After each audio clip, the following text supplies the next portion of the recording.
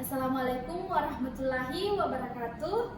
Perkenalkan, nama saya Putri Sarkia dari kelas M91 dengan NIM 200407502004. Nah, di sini saya akan menjelaskan materi dari mata kuliah pengembangan konsep bahasa Indonesia di SD dari pertemuan 1 sampai pertemuan 15. Berikut penjelasannya. Jadi, yang pertama saya akan menjelaskan materi dari pertemuan 1 hingga 6, di mana pada pertemuan tersebut membahas terkait keterampilan berbahasa. Nah, keterampilan berbahasa terdiri 4, yaitu keterampilan menyimak, berbicara, membaca, dan menulis. Yang paling pertama yaitu keterampilan menyimak.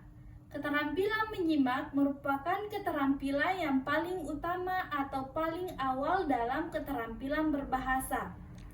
Keterampilan berbahasa ada 3 tahapan dalam keterampilan menyimak, yaitu yang pertama adalah mendengar. Mendengar yaitu menangkap bunyi, suara yang dimana tidak ada unsur kesengajaan di dalamnya. Kemudian yang kedua yaitu mendengarkan. Mendengarkan merupakan menangkap bunyi, suara yang dimana ada unsur kesengajaan tetapi tidak menghiraukan bunyi suara tersebut. Dan yang terakhir yaitu menyimak. Menyimak merupakan keterampilan menangkap bunyi yang dimana terdapat unsur kesengajaan dan dapat memberikan feedback. Selanjutnya, keterampilan berbicara. Keterampilan berbicara merupakan keterampilan kedua setelah keterampilan menyimak. Berbicara merupakan salah satu kemampuan berkomunikasi secara lisan yang dapat disertai dengan gerakan-gerakan tubuh. Keterampilan berbicara memiliki tujuan yaitu yang pertama untuk menghibur, yang kedua untuk memberikan informasi, yang ketiga untuk menstimulasi, yang keempat untuk meyakinkan, yang kelima menggerakkan. Nah, selanjutnya keterampilan membaca. Keterampilan membaca merupakan keterampilan ketiga dalam keterampilan berbahasa. Membaca merupakan proses yang dilakukan dan digunakan oleh pembaca untuk memperoleh pesan penulis melalui bahasa tulisan. Ada 2 jenis keterampilan membaca, yang dimana terdiri dari membaca literal. Membaca literal yaitu menangkap isi bacaan sesuai apa yang ditulis. Kemudian membaca pemahaman. Membaca pemahaman yaitu membaca secara kritis sebuah tulisan.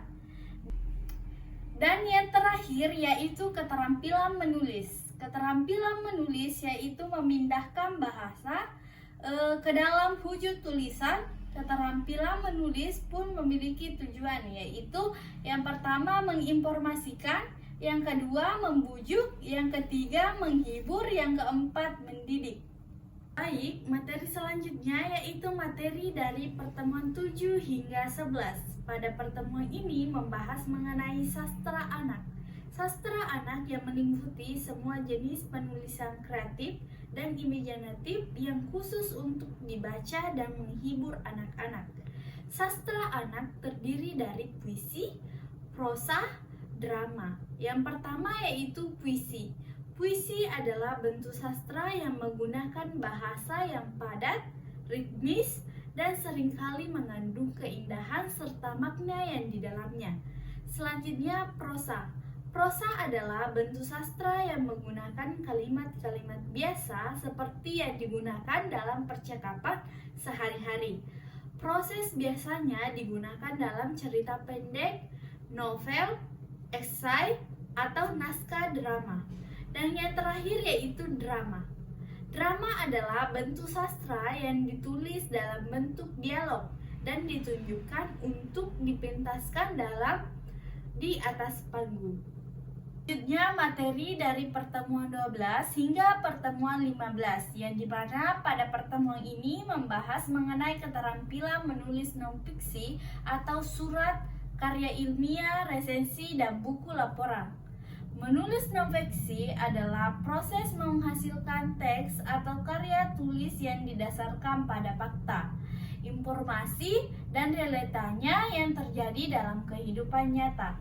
Keterampilan menulis non-fiksi terdiri dari yang pertama yaitu surat. Surat merupakan bentuk komunikasi tertulis yang digunakan untuk mengirim pesan dari satu pihak ke pihak lainnya. Kemudian karya ilmiah.